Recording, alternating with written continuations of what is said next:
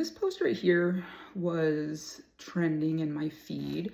I replied to it. This was a huge deciding factor for why I got out of the military. I got some comments. This one, which, guess what? I kind of did join the post office because guess what the S1 human resource section does while we're deployed? The mail. Then I got this one. So I wanted to talk about why I got out of the Army. I'm Elle, former U.S. Army Human Resource Specialist, Iraq War veteran, alumni of the 101st Airborne Division Air Assault Strike, and there were a number of factors that made me decide to get out.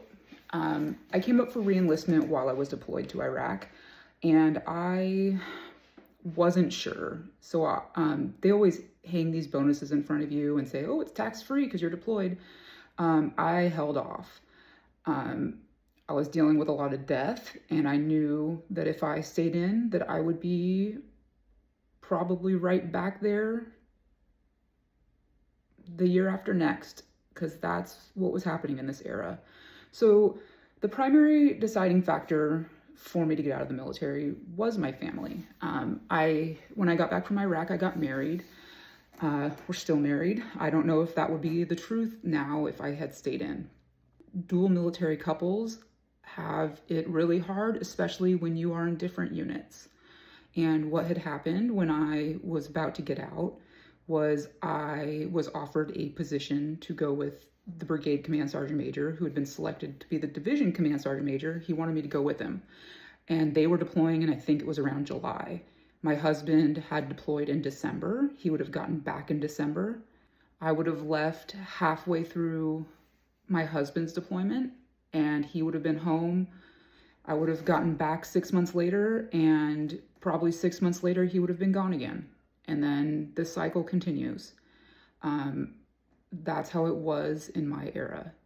What stopped me from that path, which I had already declined the sergeant major's job offer because I couldn't do it with my marriage.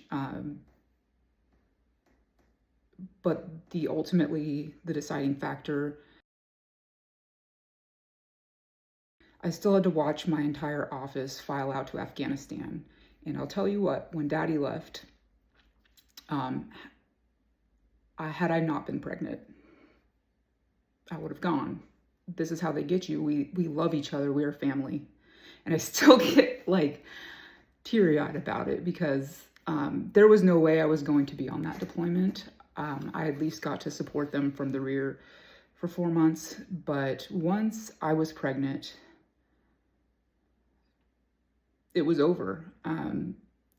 My roommate was pregnant when I went out to Iraq. Her baby was born, and she was in Iraq 6 months later. So you're giving up your children. And my husband is a lifer. Once I was pregnant, I said to myself, he had more time invested. I wasn't about to have my son not have any parents. And that's what would have happened. We would have handed him off to each other. There would have been periods of time where he wasn't with either of us. Who knows if our marriage would have survived. These are all struggles that are very real for dual military families, especially in times of war, and people don't think about it. So I loved my career, but my baby saved me. And don't make me cry, but that child has saved me more than once. So harsh realities.